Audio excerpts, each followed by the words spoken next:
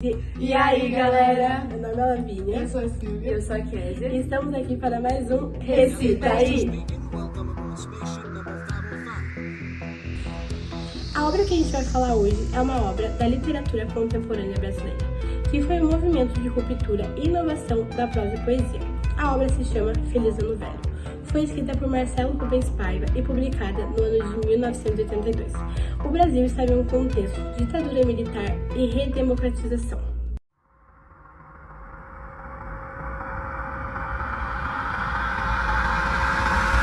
E aí, seu mentiroso, vim aqui caçar seu tesouro.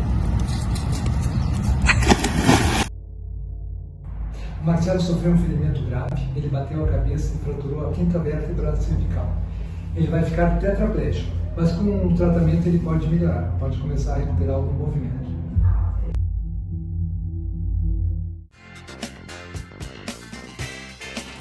Boa noite, eu estou aqui com a Adonai e eu tenho uma pergunta para ele. Adonai, eu quero saber o que você faria se caísse em um rio raso e ficasse tetraplégico. Eu tentaria chamar por ajuda para ver se alguém poderia me ajudar a sair do rio. Entendi. Boa noite, a gente está aqui com o Polaco. Eu quero saber, Polaco, o que você faria se caísse num rio raso e ficasse tetraplégico. Morreria afogado. Plausível. Faria se caísse em um rio raso e ficasse tetraplégico. Eu tentaria primeiro buscar por uma ajuda. E se não tivesse ajuda, eu morreria mesmo, né? Não ia ter movimento, não ia ter nada. Ia gritar muito, procurar por ajuda. E é isso. Muito bem. Bom, e para começar a falar da obra, eu vou ler um pedacinho do livro dele, para vocês entenderem o contexto. 14 de dezembro de 1979, 17 horas. Subi numa pedra e gritei: "Aí, Gregor, vou descobrir o tesouro que você escondeu aqui embaixo, seu milionário disfarçado." Pulei com um pouso de tio Patinhas, bati a cabeça no chão e foi aí que eu ouvi a melodia. Bim! Estava debaixo d'água, não mexia nem os braços nem as pernas. Somente via água barrenta e ouvia bim! Acabara toda a loucura. Baixou o santo e me deu um estado total de lucidez. Estou morrendo afogada. Mantive a calma, prendi a respiração, sabendo que ia precisar dela para boiar e aguentar até que alguém percebesse e me tirasse dali. Calma, cara. Tente pensar em alguma coisa. Lembrei que sempre tivera curiosidade em saber como eram 5 segundos antes da morte. Aqueles em que o bandido com 20 balas no corpo suspira. E é assim que a obra começa. Ela conta como o autor passou a vida dele, primeiro período da vida dele, que ele teve aquele grande acidente, né, que mudou a vida dele para sempre.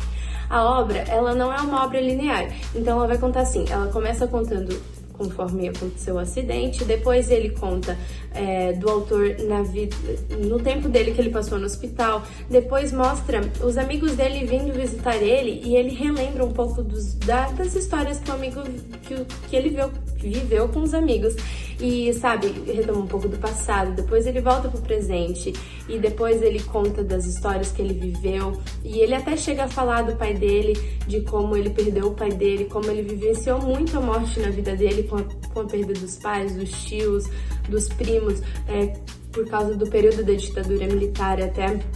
E ele vai contando sobre isso e ele fala muito dos amores que ele já tivera, porque ele era um homem muito paquerador, tipo assim, antes ele era jovem, então, como todo jovem, ele tinha muitos anseios, muitos sonhos, muitas coisas para viver ainda. Ele estudava engenharia agrária na Unicamp, e antes disso, ele fala sobre isso no livro também. Ele fala que ele teve várias namoradas e ele tinha desejos com elas, sonhos com elas.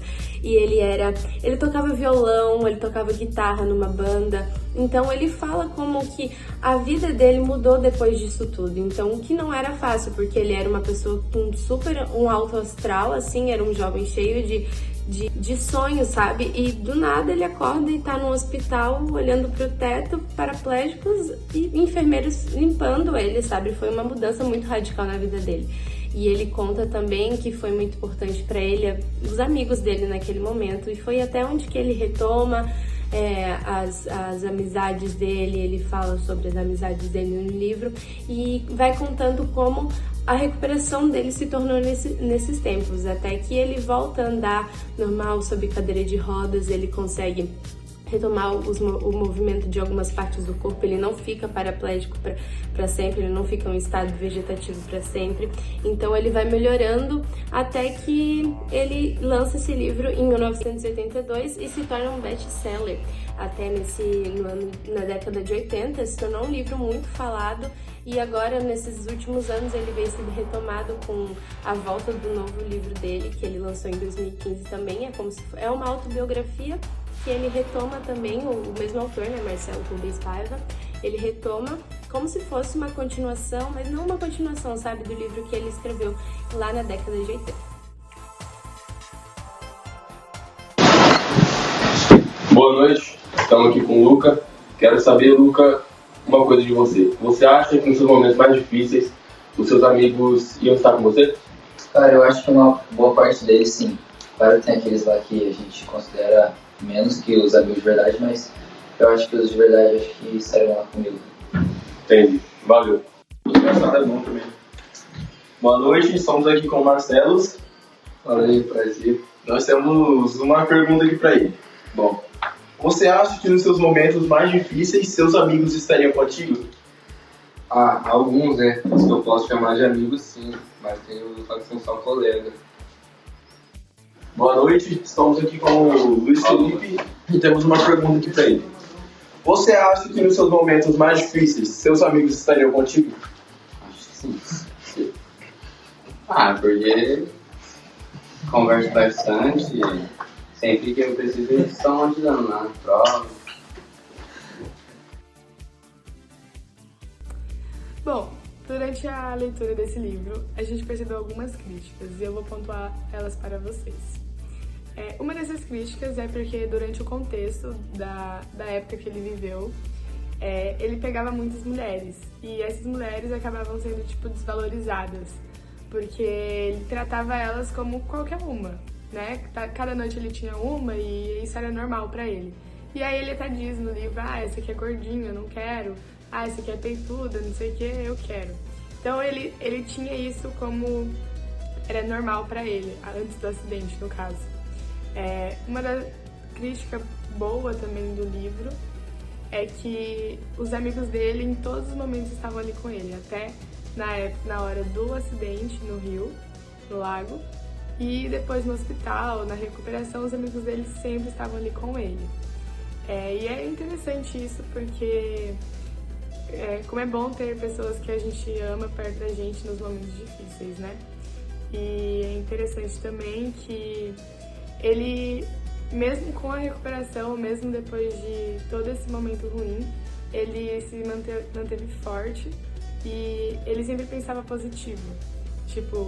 Ele pensou em desistir, claro, mas depois, com a ajuda dos amigos, da família dele, que são as pessoas que ele se importava, ele conseguiu, ele pensava positivo e isso foi muito bom para a recuperação dele. Ele era uma pessoa extremamente machista, até mesmo pelo contexto da época. Era época de ditadura militar, então era tudo muito homem, homem, homem, então ele era machista, assim, pelo contexto. E uma lição que a gente pode tirar com a história do Marcelo é que a gente nunca sabe o dia de amanhã. Ele tinha 20 anos e foi pular num lago com uma brincadeira com os amigos e praticamente perdeu uma boa parte da vida dele. Então, é isso que a gente quer deixar pra vocês hoje, que a gente nunca sabe o dia de amanhã e cada dia é uma nova história. É isso, gente. Tchau!